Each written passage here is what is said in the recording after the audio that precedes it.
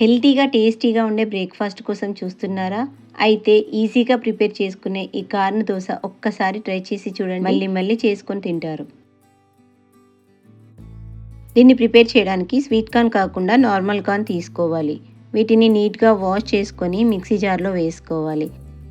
2 కప్పుల కార్న్ తీసుకుంటే 10 పచ్చిమిరపకాయలు, ఒక మీడియం సైజ్ ఆనియన్ కట్ చేసుకొని వేసుకోవాలి. 1/2 ఇంచ్ అల్లం, 3-4 ఎల్లిపాయలు, కొద్దిగా కరివేపాకు, 1/2 టీ స్పూన్ ధనియాలు, 1/2 టీ స్పూన్ జీలకర్ర, 1/2 టీ స్పూన్ పసుపు, 1 teaspoon salt, 1 teaspoon sugar వేసుకొని గ్రైండ్ చేసుకోవాలి. Sugar optional. మిరపకాయలు, సాల్ట్ మాత్రం మీ రుచిని బట్టి అడ్జస్ట్ చేసుకోండి. దీన్నంతా ఒకసారి గ్రైండ్ చేసుకొని కొన్ని వాటర్ యాడ్ చేసుకొని దోశ బ్యాటర్ లాగా గ్రైండ్ చేసుకోవాలి.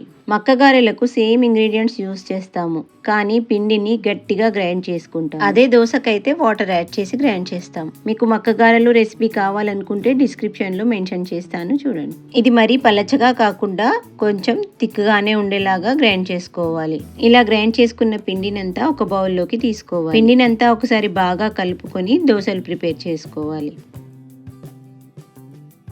పెనం వేడెక్కిన తర్వాత కొద్దిగా ఆయిల్ అప్లై చేసుకొని స్టవ్ని మీడియం ఫ్లేమ్లో పెట్టుకొని దోశ పిండిని వేసి స్ప్రెడ్ చేసుకోవాలి.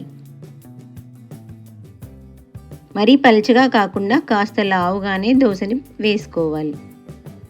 దీనిపైన కొద్దిగా ఆయిల్ వేసుకొని మూత పెట్టి 1 సైడ్ కాలిన తర్వాత మరొక వైపు టర్న్ చేసుకొని 2 వైపులా మంచిగా కాల్చుకోవాలి. ఈ దోశలు చల్లారిన తర్వాత కూడా తినడానికి చాలా బాగుంటాయి.